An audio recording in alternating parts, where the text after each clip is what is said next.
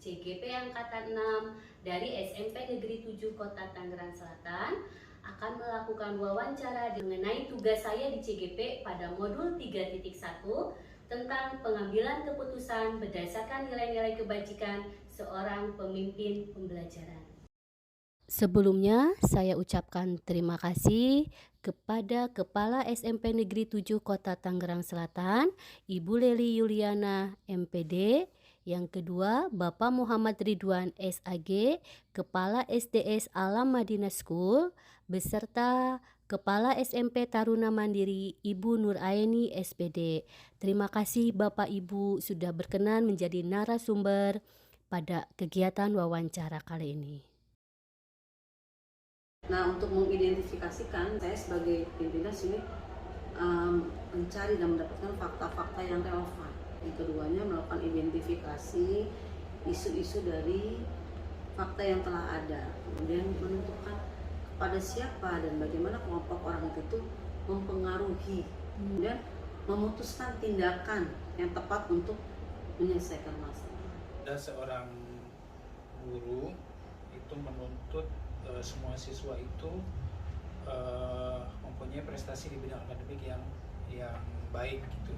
Nah, sementara ada beberapa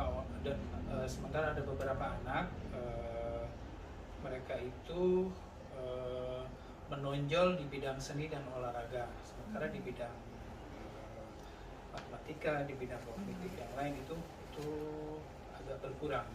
Identifikasi, oh kasus ini adalah di dalam etika, berarti berkaitan dengan etika, mungkin guru dengan guru, kalau bujukan moral mungkin benar atau salah gitu kan. Tinggal dilihat saja bagaimana mudorotnya yang terbaik dan melihat sisi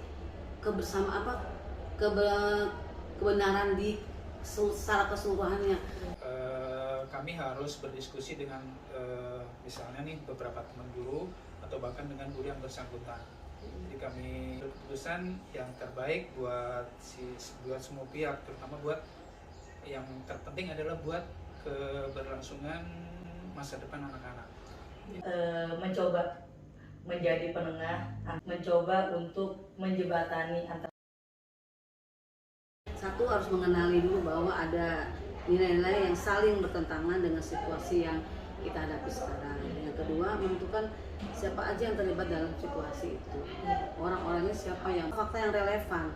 Yang ketiga, menguji kebenaran dan salahannya. Jadi kita kenali dulu potensi anak ini apa, kemudian kalau sudah tahu potensi anak-anak tersebut apa, baru kita bisa mengambil keputusan. Oh, ternyata anak ini mempunyai kelebihan di bidang ini, oh yang anak si B ini punya kelebihan di bidang ini. Kalau saya sih dengan mencari informasi yang berkaitan dengan kasus ini, kayak tadi yang saya jabarkan, bagaimana sikap murid itu terhadap teman-teman yang lain dengan cara menggali lalu menanyakan ketika dia di dalam kelas seperti apa, kepada guru-guru yang mengajar, menanyakan kepada orang tua di lingkungan keluarganya seperti apa. Jadi ada yang benar dan yang banyak manfaat bagi banyak orang. Itu jadi masukkan sehingga semua ada kolaborasi. Berarti Ibu tidak memandang siapa Apun. yang memberikan informasi atau gitu ya, solusi atas masalah, tapi dilihat semua dari gitu. solusi itu Yang terbaik, yang benar dan yang banyak. Yang efektif itu adalah keputusan yang berpihak kepada halayak, Bu. Jadi misalnya kita harus disuruh mengambil keputusan berpihak kepada satu orang atau kepada yang kepentingan yang lebih banyak orang, maka kami akan mengambil keputusan yang berpihak kepada banyak orang. Kemudian kalau misalnya keputusan kami dihadapkan dengan keputusan jangka pendek atau jangka panjang, kami lebih memilih untuk mengambil keputusan yang dampaknya jangka panjang. Jadi kami tidak mengambil keputusan yang istilahnya itu dalam jangka pendek. Kami memilih mengambil keputusan itu yang dalam jangka panjang. Berarti keputusan yang bertanggung jawab. Betul. Ya Pak, dan berpihak kepada murid tentunya ya Pak. Betul. saya tindakan yang efektif itu ya saya mencoba menggali sedetail mungkin, lalu saya coba ke sumber masalahnya, saya coba tuntaskan, dan dengan bekerja sama dengan wakil-wakil saya, dan dihasilkan keputusan yang memang baik gitu.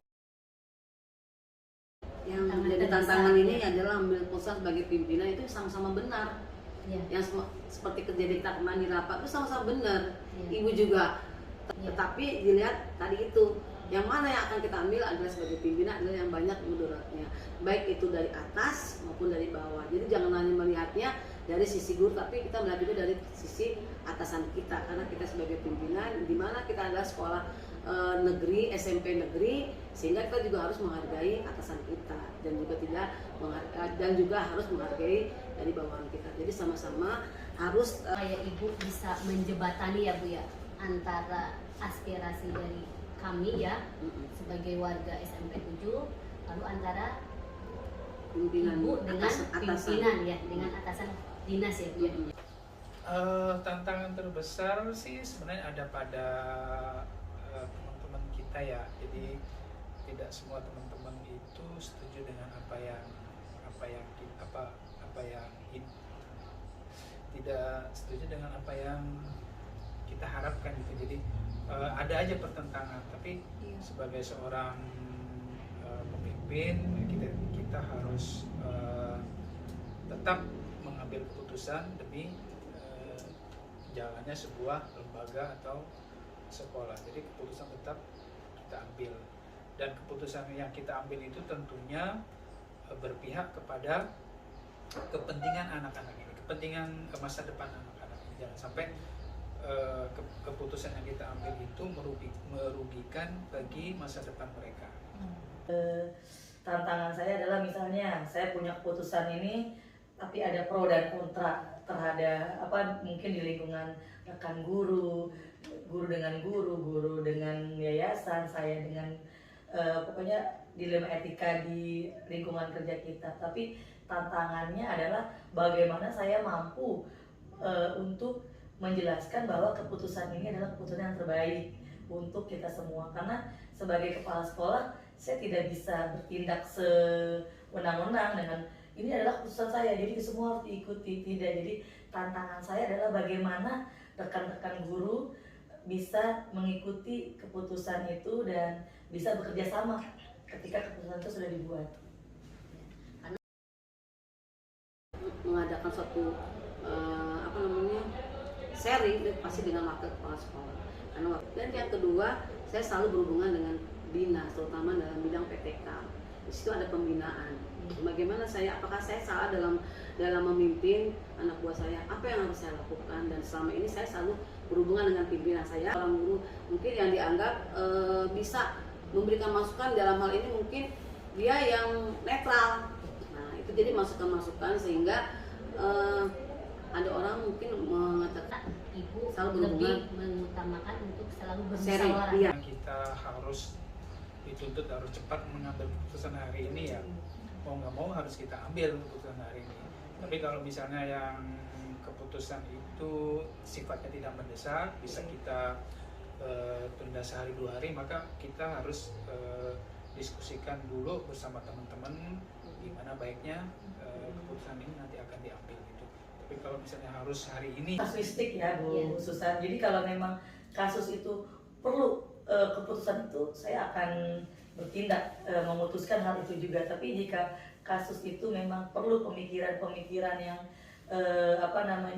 pemikiran-pemikiran yang dalam, terus saya harus meminta pendapat dari guru lain, dari istilahnya orang-orang yang memang berkompeten. Jadi saya akan menanyakan dulu hal-hal tersebut, saya pikirkan lebih dulu, baru saya putuskan. Jadi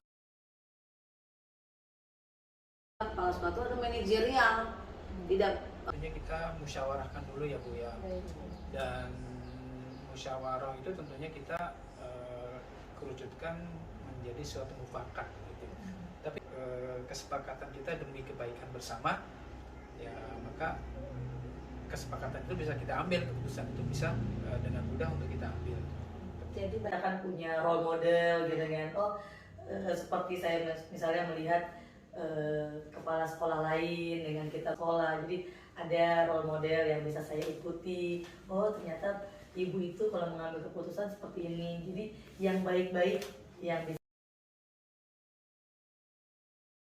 Yang pertama adalah sabar, harus sabar. Dia tidak mempunyai ilmu dan tawakal pada Allah bahwa Allah akan membantu kita. Manusia Karena kesabaran akan menimbulkan kebijaksanaan dan kemenangan. iya. Kadang-kadang kita itu bertentangan dengan hati kecil kita ya. Jadi misalnya nih, saya harus memutuskan anak ini sebenarnya tidak naik kelas misalnya, tapi karena melihat potensi dia ke depan itu, dia itu bisa menjadi anak yang luar biasa, maka tetap harus kita putuskan bahwa anak ini harus naik kelas. Ini bukan untuk sekarang, tapi untuk ke depan mereka. Jangka panjang ya Pak ya. Jadi seperti itu.